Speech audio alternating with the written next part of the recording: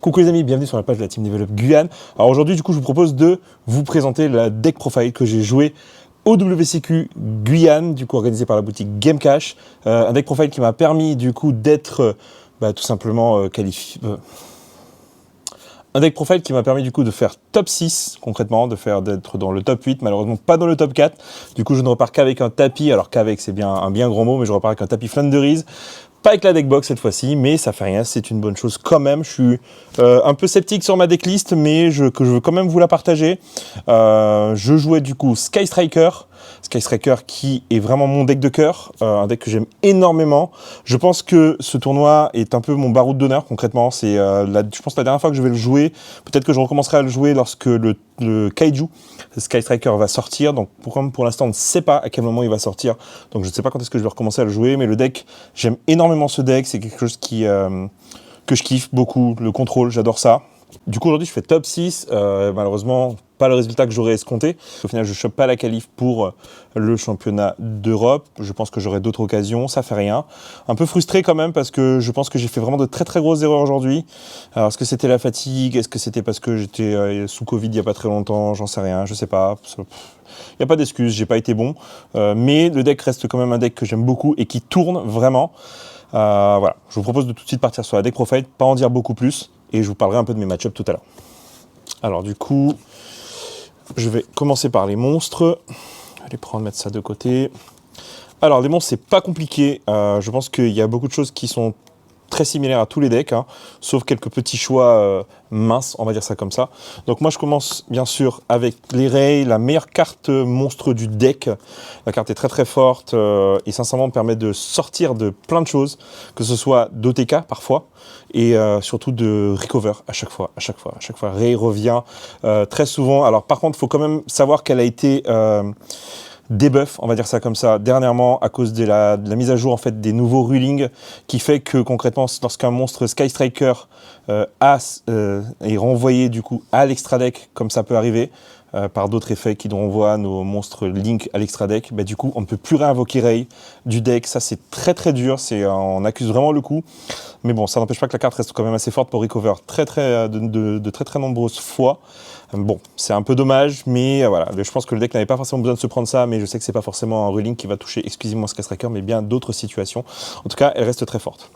Puis 3 Rose. Alors Rose, beaucoup de personnes vont en cut 1 à jouer x2. Moi, je reste persuadé qu'il faut absolument pouvoir jouer dans ce deck. C'est vrai que le Yu-Gi-Oh reste un jeu de hasard. Hein. Concrètement, il faut le dire en vérité.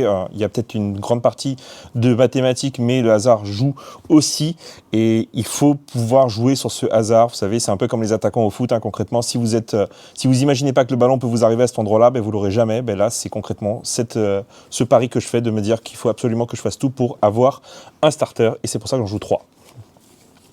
Je joue, ça je vais la mettre de côté, je vous la montre juste après. Au niveau de mes hand traps, je vais vous montrer tout de suite. Je joue des hand traps un peu particulières qui sont compréhensibles. Je joue 3 belles.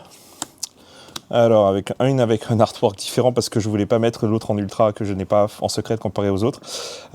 Les belles sont très très fortes dans le format actuel, elles permettent de gérer énormément de choses. Ça peut gérer Nadir, ça peut gérer Schisme, ça peut gérer quoi d'autre encore, ça peut gérer Révolte, c'est très très fort.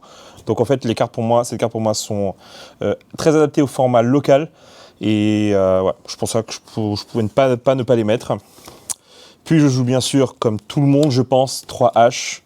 La carte est très très forte, se justifie aujourd'hui par 1000 explications possibles. Il n'y a pas vraiment besoin d'expliquer pourquoi est-ce qu'on joue H aujourd'hui. 2 Effect Vader, j'ai pas voulu en jouer 3. Est-ce que c'est une erreur? Je ne pense pas. Je pense que c'est un choix, bien sûr, comparé à comment vous jouez et comment ça se joue dans votre DC. Vader reste très fort de toutes les manières, mais j'ai pas forcément besoin d'en avoir trop dans la main. Parce que ça joue beaucoup autour des magies ici, pas forcément autour des effets de monstres. Donc je trouve que H et Belle suffisent en fait à gérer plus ou moins toutes ces situations. Peut-être que je me trompe, mais jusqu'à maintenant ça a bien fonctionné. Et bien sûr, je joue les 2 briques du deck, entre guillemets, les briques du deck, Céleste et Fonceur, qui peuvent apporter, en plus du fait servir de matériel fusion, bien sûr. Elles sont assez fortes dans le cimetière, permettent d'invoquer notamment via fonceur, mais surtout de draw via céleste, parce qu'en fait, au final, à part quelques fois, tes entraves vont te servir très très rapidement et tu vas très vite te retrouver avec 0 carte en main ou des cartes à 7 pour pouvoir activer céleste au tour d'après, que bien sûr elle a été envoyée au cimetière. Ensuite, du coup, en dernière entrap, oui, parce que je voulais vous la rajouter ici, je jouerai aussi Infini Éphémère. Infini Éphémère qui a plusieurs utilités, bien sûr, hein. La possibilité de s'activer dans la main, mais aussi de ne pas se prendre des négés de monstres, hein, comme Gamma, et bien sûr, tu peux passer outre des parfums anti-magie ou des ordres impériales en essayant de plus ou moins les poser dans la même zone. Bon, ça peut fonctionner, c'est un peu compliqué qu'on en arrive là, mais ça peut arriver, et mine de rien, ça peut te permettre de gagner des games. On passe aux magies, bien sûr, les magies qui vont juste correspondre à plus ou moins 70% de mon deck. 60% de mon deck, ce sont des magies au moins minimum. On va commencer par les x3, que tout le monde connaît bien sûr. 3 encres, veuve, la carte est beaucoup trop forte. Sincèrement, je pense que sans cette carte aujourd'hui, Sky Striker ne vivrait pas. Parce que c'est la carte que tu vas chercher souvent, c'est la carte qui va te permettre d'OTK, c'est la carte qui va te permettre de negate, de passer des boards parfois qui peuvent être très très compliqués. Donc elle se justifie plus que de possible, j'ai envie de te dire. Bien sûr, je joue la carte ultime que tout le monde a joué dans le DC. En vrai, je me suis rendu compte de ça après avoir vu les deck profile. C'est bien sûr Mine Mystique de gold et une super, parce que j'ai pas la 3e gold pour l'instant. La carte est très très forte, vraiment. Elle permet de gérer tellement de situations.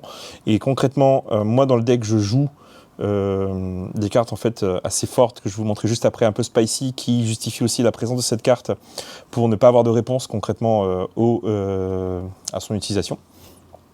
Enfin en tout cas l'utilisation des cartes spicy que j'ai dans le deck. La carte ne m'a pas beaucoup servi dans ce tournoi en vrai. Je l'ai topé qu'une seule fois, bizarrement, alors que ça fait un petit moment que je joue Sky, ça doit faire 2 ou 3 mois que je joue Sky, et je l'ai très très souvent en main. Bah, ce tournoi, elle n'a pas voulu sortir, ça arrive, mais voilà, bon. Elle m'a pas plus aidé que ça, on va dire ça comme ça. Je l'ai même cut des fois en side. À un moment donné, j'étais à une seule mine mystique dans le deck. Je joue bien sûr Fusion de la Destinée, puisque vous avez vu les 2 briques juste avant, c'est pour invoquer le Phoenix Enforcer. Hein. Alors, je pense que ça va générer gros débat ce que je vais dire, ou en tout cas gros débat pour les personnes qui regardent sur la chaîne. Merci d'ailleurs de le faire. Fusion de la Destinée, Phoenix Enforcer, je trouve que c'est une bonne carte, vraiment. Elle combotte bien dans le fonctionnement de Sky Striker, mais je pense que c'est une carte qui n'est pas nécessaire à Sky. Vraiment. Ça enlève de la consistance à Sky. Pourquoi? Parce que, en fait, à cause de Fusion de la Destinée, on ne peut pas jouer Peau des Désirs. Et en vrai, je me rends compte que le deck est très très fort avec Peau des Désirs. Et il y a des briques parfois que tu peux éviter grâce à ça. Fusion de la Destinée est cool. Hein. Sincèrement, quand ça passe, c'est du feu de Dieu. Souvent, en plus, ça te permet... Enfin, multi-role va te permettre de la faire passer obligatoirement sans avoir aucune réponse. Mais je suis vraiment pas convaincu sur le fait qu'aujourd'hui, il faille absolument jouer Fusion de la Destinée dans Sky Striker. Vraiment, ça apporte des interactions sympas, mais non. Je ne suis pas convaincu. Sincèrement, on verra. On verra peut-être dans le fil du temps, peut-être que j'aurai tort. Du coup, ensuite, Shark Cannon. La carte est trop forte, hein. Sincèrement, il y a tellement de cartes Link qui sont jouées aujourd'hui qui vont partir dans le cimetière adverse qu'on a besoin de les récupérer, ou des fois on a besoin de bannir un Adlich qui traîne, ou bannir quoi que ce soit qui traîne d'ailleurs. Et du coup, la carte se justifie à cause de ça, justement. Et mine de rien, il faut savoir que grâce au nouveau ruling, activer Shark Cannon sur une carte qui va s'activer dans une chaîne après sa déclaration d'effet, bah, du coup ça peut faire en sorte que la carte soit negate, et ça c'est vachement cool. C'est un peu une sorte c'est le DD-Crow concrètement du deck Sky. Ensuite on va passer au one-off, c'est pas compliqué, les one-off c'est très simple, c'est renfort de l'armée, c'est un septième starter. C'est zone 0, post-combustion, la meilleure carte du deck, assaut de l'air, boost egg, la 2e meilleure carte du deck, multi-roll, le token, terraformation, appelé par l'atome, et la carte que j'adore, c'est Regeki. Elle m'a servi qu'une seule fois, on va dire, dans ce tournoi, mais généralement, faire mine mystique, ton adversaire n'a pas de out, il a un board complet, tu fais Regeki derrière, tu peux... Et après remplacer ta Regeki ou la virer grâce à multi-roll et pouvoir rouler, c'est incroyable. Je l'ai fait plusieurs fois ces derniers mois, et Regeki aujourd'hui pour moi fait partie du deck Sky Striker. Et les 3 dernières cartes, c'est 3 pièges, des floodgates. Il ne peut y en avoir qu'un. Cette carte est incroyable lorsqu'on la draw, bien sûr. Des fois, on la voit pas du tout. Mais concrètement, grâce à ça, j'ai gagné contre un Dragon Link sans qu'il puisse absolument rien faire. Il n'a pas topé forcément ses ses anti-backrow. Et la carte est incroyable. Il faut faire très attention quand même quand on la joue parce qu'elle peut énormément nous gêner. Mais elle est vraiment forte. Elle est vraiment forte. C'est quasiment des auto-wins pour aller 60-70% des cas. Ok, je propose de passer à l'extra deck. L'extra deck, très très simple, encore une fois. 3 Kagari, normal. Elle est vraiment, déjà, en plus d'être magnifique, très très forte. 3 Shizuku. Shizuku vous permet de faire en sorte que votre première carte que vous envoyez au cimetière ne soit pas forcément engage, mais soit forcément multi-roll pour pouvoir ensuite l'activer et du coup set ce que vous voulez en end phase. Alors là, je vais me contredire un petit peu par rapport à ma vidéo de juste avant avec le deck avec lequel j'ai gagné 4-0 la dernière fois. Je joue cette fois-ci 2 Hayate, c'était vraiment un test. Je trouvais que c'était pas trop mal au final. C'est un peu juste, vraiment, parce qu'elle se prend toutes les entrappes de la planète. Elle se prend Vader, elle se prend Gamma, elle se prend trop de choses, cette carte. Et du coup, elle se prend Infini Éphémère aussi, bien sûr. Mais bon, je voulais essayer, ça n'a pas trop mal fonctionné. Je ne me suis pas senti trop embêté à cause de la présence que de 2. Ensuite, on va passer au one-off. Kaina. Kaina, c'est la carte du tournoi pour moi parce qu'en fait, concrètement, je finis moi sur 3 victoires, 1 draw, 1 défaite. J'ai gagné de mes 3 victoires, j'en gagne 2 grâce à Kaina en faisant son effet et gagnant 100 points de vie. La carte, vraiment, voilà, elle a fait son taf. Elle est qu'une one-off, très souvent sous-estimée, mais qui nous fait gagner très souvent.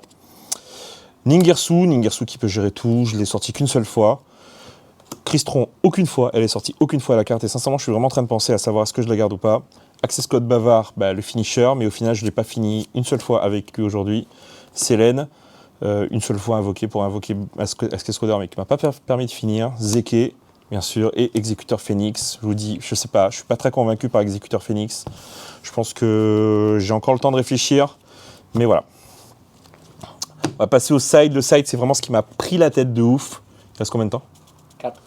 Ok, le side, c'est ce qui m'a vraiment beaucoup pris la tête. Mais bon, j'ai fait des choix un peu particuliers par rapport au DC. C'est pas simple de choisir dans un DC puisque au final, il y a énormément de cartes différentes, de decks différents qui vont être joués, mais j'ai fait des choix un peu polyvalents. Et quelques petits choix assez sympas, mais malheureusement qui n'ont pas forcément sorti. Enfin, j'ai pris 2 Nibiru, du coup. 2 à force égale, vous allez voir, je vais jouer énormément de cartes x2 et pas x3 parce que j'ai pas assez de place forcément dans l'extra, dans le side, pardon. 2 Hurluberlu parce que c'est impossible de ne pas jouer cette carte aujourd'hui. C'est la carte de la méta par excellence. Ensuite, bien sûr, pour gérer les backrows et parce que j'avais vraiment peur de me prendre Order ou Parfum Anti-Magie, j'ai mis 2 Twin Twister, mais aussi parce que j'avais peur. Et pour les mêmes raisons, j'ai rajouté aussi 2 Typhon, cette carte qu'on ne voit pas forcément tout le temps, mais qui peut être activée depuis la main si on contrôle 2 magie ou piège sur le terrain et que votre adversaire a une magie ou piège face recto. On pouvait l'activer durant le tour de votre adversaire, c'est très fort.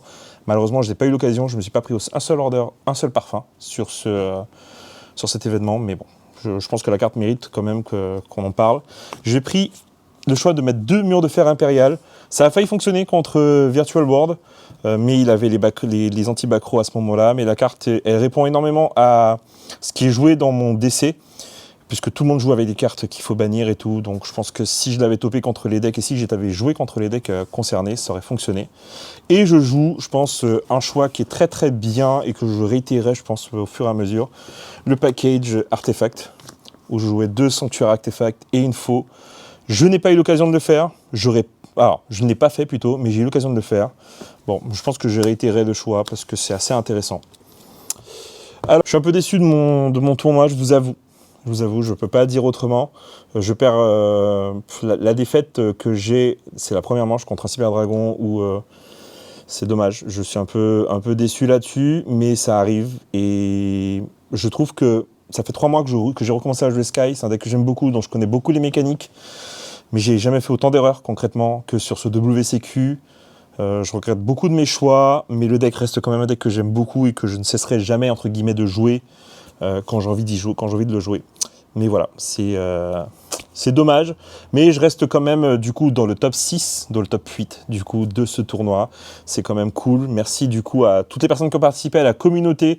Merci parce que c'est grâce à vous qu'on en est là. Et je suis très très content d'être aujourd'hui à 26 joueurs dans un WCQ, c'est incroyable. Merci à ma team qui du coup jusqu'à aujourd'hui m'appuie et est avec moi. Merci à la team Pharao aussi qui a créé une hype incroyable, à Rodolphe qui nous permet du coup d'être dans ce WCQ grâce à son enseigne Gamecash. Merci à tous les amis. N'hésitez pas bien sûr à commenter, liker, partager, mais surtout à vous abonner les potos. Les commentaires aussi sont là pour vous. Dites ce que vous voulez, il n'y a aucun problème. Je lis absolument tout. Et voilà, je vous souhaite du coup bon visionnage et n'hésitez pas parce qu'il y aura d'autres deck profiles sur la chaîne. Prenez soin de vous les potos.